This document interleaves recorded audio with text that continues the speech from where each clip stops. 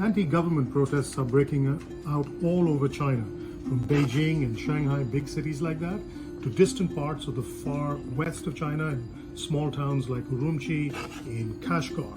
While these protests began as an expression of people's being fed up with the government's COVID restrictions, these have been going for 3 years, they've quickly evolved into something else.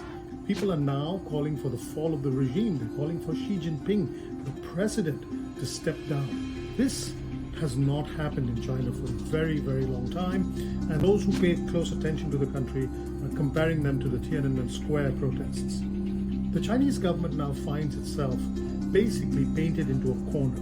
Xi Jinping, the president, has placed enormous personal prestige on the success of his zero COVID policy. Now his people are pushing back against it.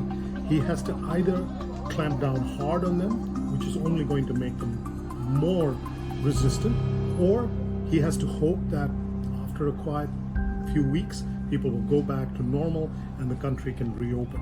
And meanwhile, the economy, which has been slowed down by COVID, is now likely to take even longer to recover if these protests continue. It's a big dilemma for the Chinese government, and it's a very, very pivotal moment for the Chinese people.